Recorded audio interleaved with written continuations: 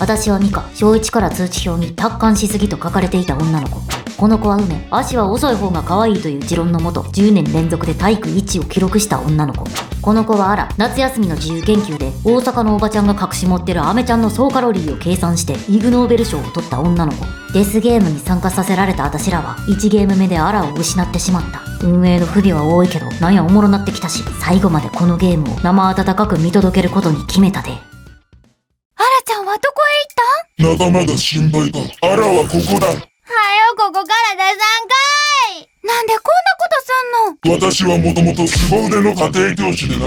お前らのように堕落した人間が許せないんだよ。自分で凄腕と名乗るんはいただかれへんけど、一見共感できない目的でデスゲーム開く主催者嫌いやないで。アラちゃんを返して。教育は飴と鞭だ。お前らがゲームをクリアすればアラを助けてやろう。ただしクリアできなければお前らには全員死んでもらう。ただただ胸クソ系のデスゲームとは違い、状況に合わせてルールを柔軟に変更する。その姿勢も評価できるで。わかった。アラちゃん、すぐ助けるから待ってて。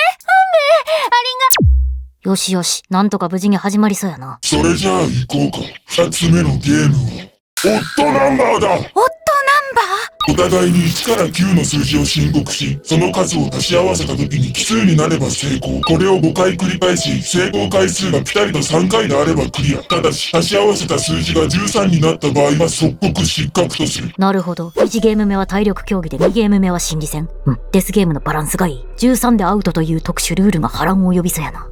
どうした？早速質問か。確かにこういうんはルールの抜け目があるから確認するんは大事や。オットナンバーってどういう意味ですか？いや、デスゲームのタイトル別にええねん。いい質問だ。いい質問。オッドナンバーは英語で奇数って意味だな。ちなみに両目の色がそれぞれ違うことをオッドアイというが、これは和製英語らしいので英語圏で使うときは気をつけるように。いや、元家庭教師がデスゲームを教材に勉強教えてるやん。オットアイと。こっちも生徒スタンスや。先生、もう先生って言うてる。それで奇数になる確率ってどれくらいなんですか？よーし、じゃあ黒板見て。黒板。1から9の数字を足し合わせたときに奇数になる組み合わせは、あかん。あいつもデスゲームそっちのけでカテキョモードに切り替えた。ここは私が止めなあかんけど、どこまで行くのか見てみたい。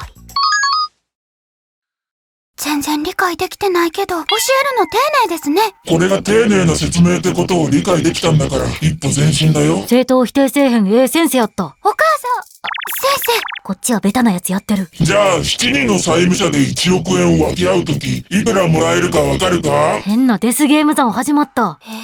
わかりません。正解は1人が1億円を手にするだな。デスゲームの公式で求める問題やった。っていうか、先生って彼女さんとかいるんですか？さっきまでお母さんと間違いそうになったやつに突然恋するムーブやべえや。どんだけ恋愛能やねん。梅ちゃん、今はそんなことよりデスゲームに集中だろ。その代わりデスゲームをクリアしたら先生とデートしよっか。2人でホームセンター行って次のゲームで使う斧でも見よ。